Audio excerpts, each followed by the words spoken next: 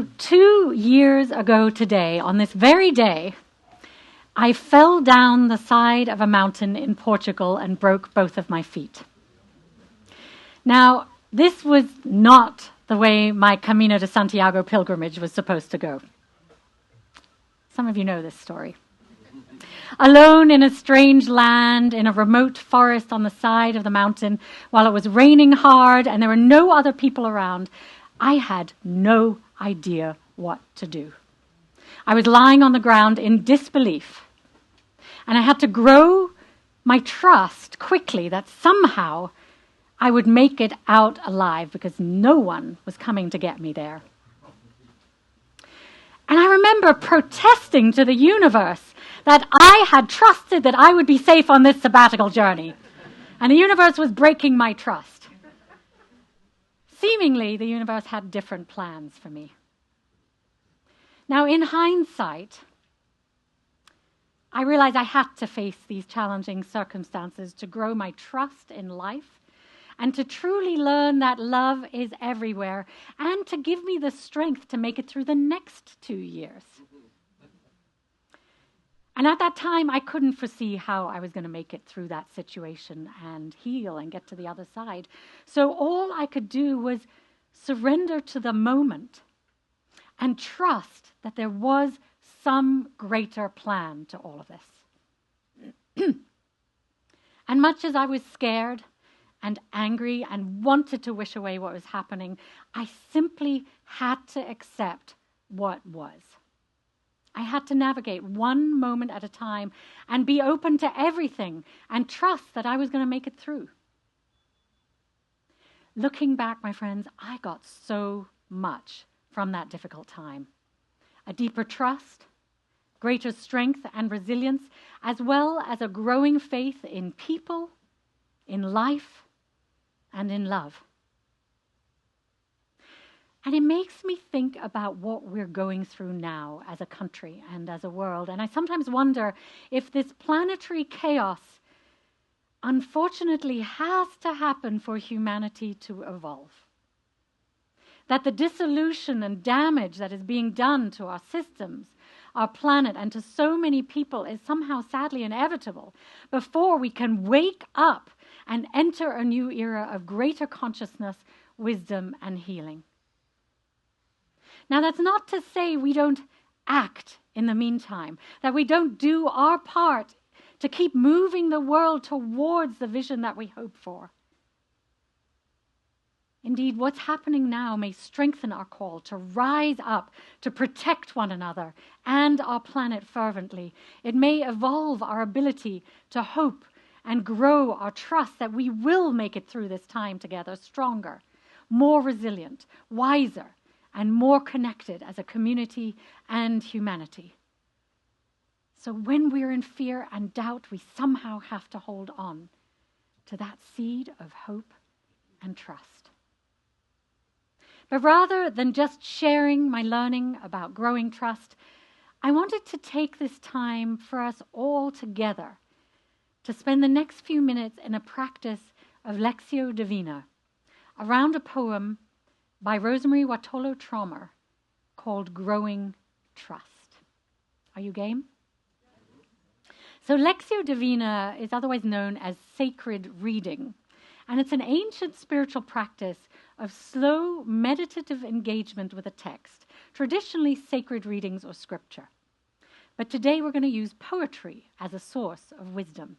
There's a lot of wisdom in poetry, right? In fact, many people say that you use sacred scripture as Mary Oliver.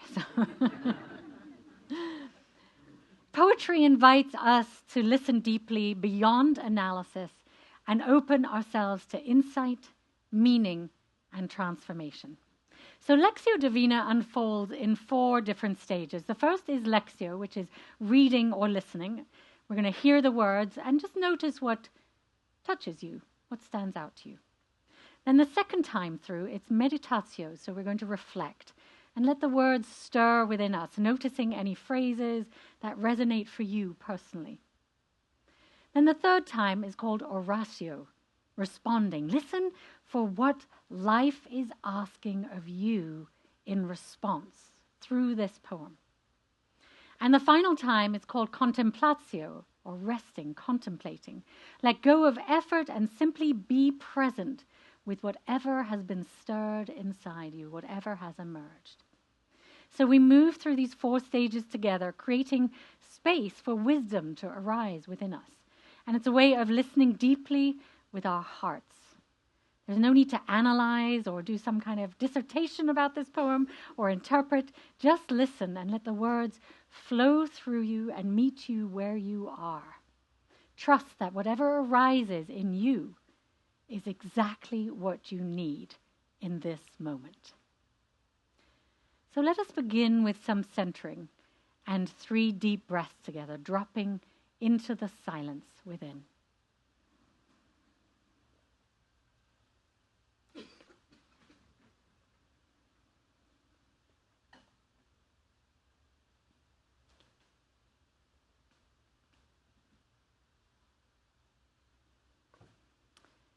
So as I read the poem for the first time, I invite you to listen deeply and let it wash through you. After I read it, we will have a moment of silence to let it sink in. Growing trust. Now, since I've tasted trust in life, would I ever slip again into armor?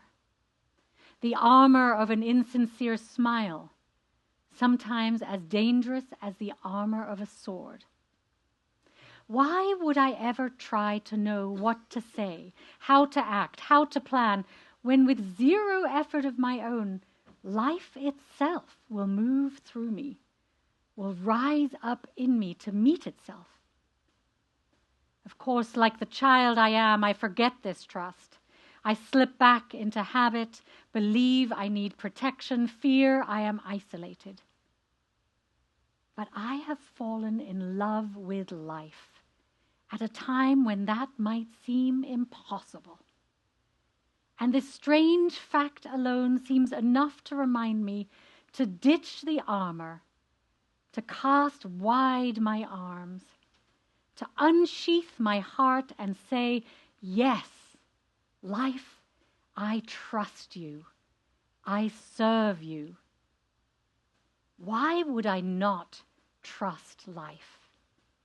It would be like a seed evading the rain, like a sunflower just unfurling, trying to avoid the sun.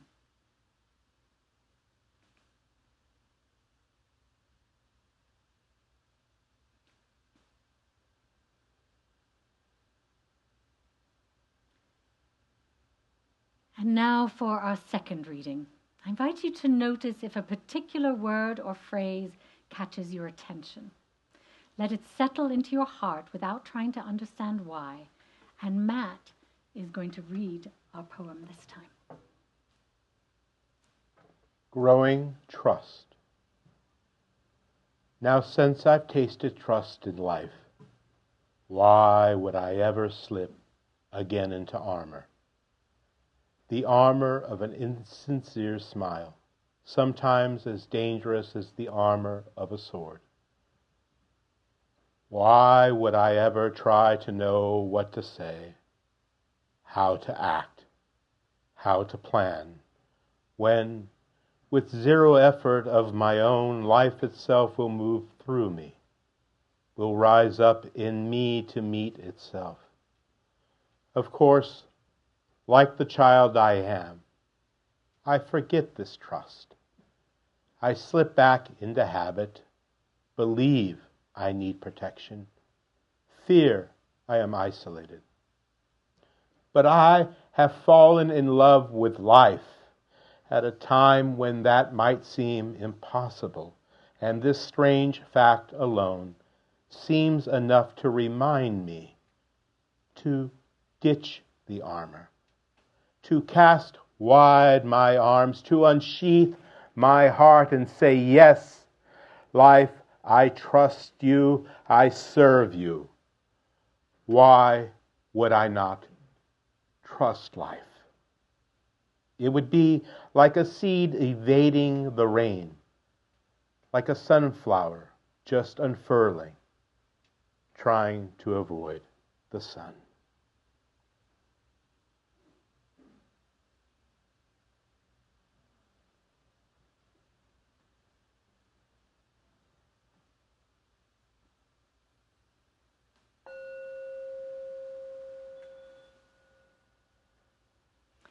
So as we read the poem a third time, I invite you to listen within for any feelings, images, or memories that arise from this poem. How does this poem speak to your life right now? What is it asking of you? Is there an invitation for you in this poem? Growing trust. Now, since I've tasted trust in life, why would I ever slip again into armor? The armor of an insincere smile, sometimes as dangerous as the armor of a sword. Why would I ever try to know what to say, how to act, how to plan, when with zero effort of my own, life itself will move through me, will rise up in me to meet itself? Of course, like the child I am, I forget this trust. I slip back into habit, believe I need protection, fear I am isolated. But I have fallen in love with life at a time when that might seem impossible. And this strange fact alone seems enough to remind me to ditch the armor, to cast wide my arms, to unsheath my heart and say, yes, life, I trust you. I serve you. Why would I not trust life? It would be like a seed evading the rain, like a sunflower just unfurling, trying to avoid the sun.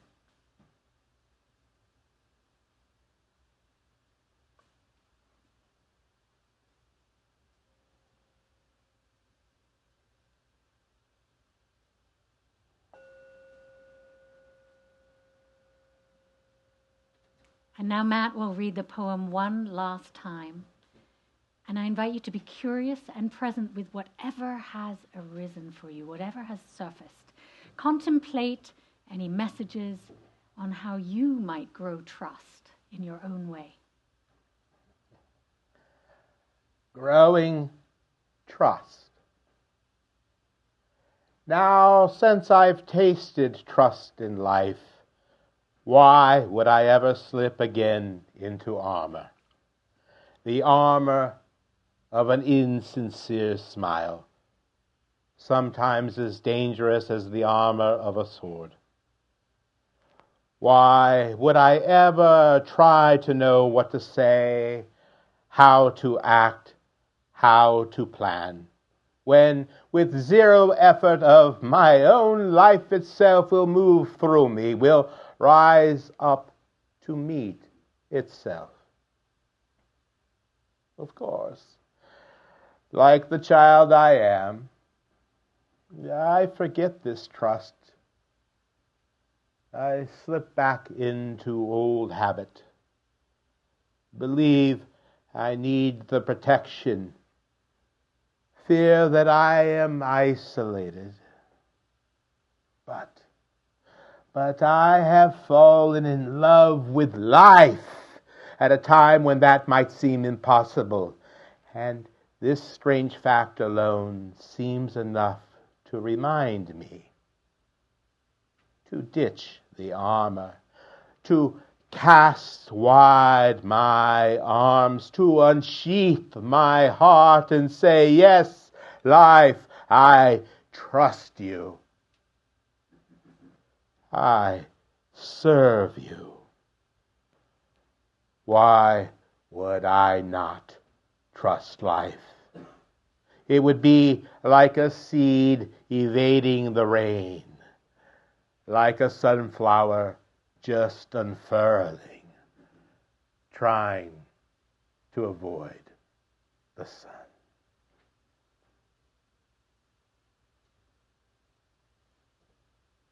Who knew we would have Laurence Olivier among us today? Oh. So now I invite you to turn to someone near you and share briefly what emerged for you in this practice. And you might wish to discuss a word or a phrase that resonated with you, or a question that arose for you, or an insight about trust in your own life, or anything else that emerged for you. Take about a minute each, speaking from your own experience and listening deeply to your partner without interruption or advice. And those online might wish to share some thoughts about your experience in the chat. And I will ring the chime to end our time of conversation. Please find someone to share with now.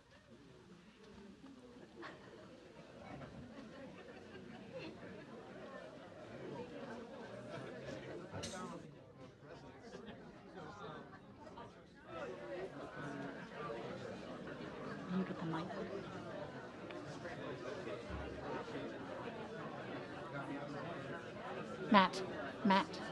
Matt. This is what I was asking.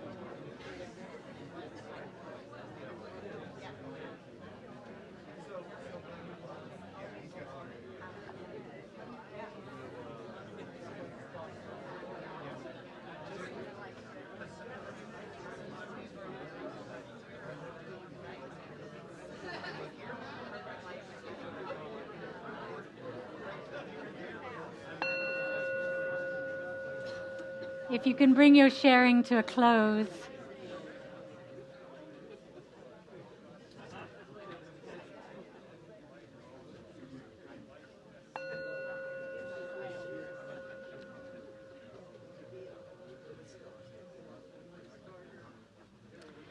So, my friends, I know it's fun to chat, and you can chat more about it in the coffee room afterwards, in the coffee lounge. How has this contemplative practice helped you in growing trust? What did you notice about your own relationship with trust during our time together? Please raise your hand if you're interested, and Matt will bring you the microphone to share briefly. And I'll also check the Zoom chat to see if anyone wants to share something. Well, I trust nature. Nature teaches us the truth and punishes us when we don't accept the truth. And so some humans are trustworthy, some others are not, but nature is the ultimate. Nature is ultimately trustworthy for you. Trustworthy. Okay, thank you. Who else would like to speak? Who else would like to share an aha or something that... Thank you. I was thinking about that insincere smile and how difficult that can be, because you want to figure out what is the person actually feeling, and if you're the person giving the insincere smile, why aren't I giving my sincere feelings? And am I allowed to be unhappy? And, but also that insincere smile, can be a very untrustworthy thing. They have a thing called the duper's delight, where if somebody's lying to you, but they can't help but do a little smile. So that can be very dangerous. But Thank you, Michael. Yeah. Mm-hmm. Thank you. Who else? Over here, Ayana. Come on, man. Mad respect for the microphone runner. A long time ago, I didn't trust life at all, and I wanted out in the worst way. And it's taken me a long time to develop a trust of life. Like, looking at my children, for a long time I was like, you guys will be fine. But now I've sort of realized that I need to be there for them, and I need to help them develop and grow, even though they're like, whatever, Mom. So yeah, that trust in life can be really hard.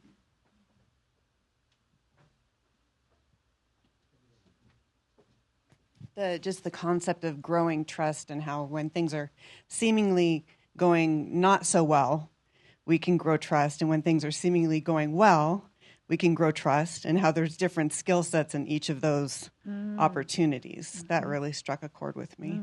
Thank you. Back here, back row, Melanie.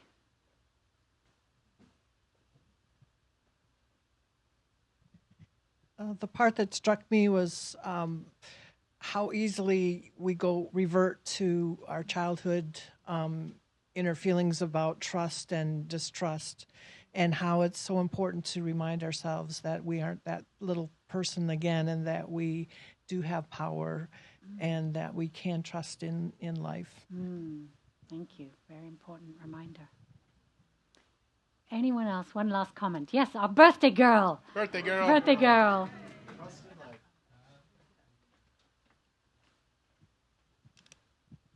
I have two friends with life-threatening illnesses, and in the past, I've always worried about what do you say to people who are, you can't really offer hope. But I realized it's not that important what I say. It's important if I listen. And if and when I'm ever in that situation, I hope someone will listen to me. That's it. Thank you. And we have some important thoughts here on Zoom. Thank you, folk, for sharing. Leanne writes, relax and be my sincere self. And Candy writes, trusting life feels like a position of privilege. It's a luxury out of reach for children in poverty. Absolutely. Yes, very important to share. Thank you, Candy. All right, my friends. Well, what a rich time to hear your reflections. And thank you all for being willing to experiment with this practice of Lectio Divina. And I invite you to keep exploring what growing trust in your own life means, and to keep having conversations with one another about it. So now I invite us to rise in body or spirit for our closing song, remembering that even when we don't know where we're going,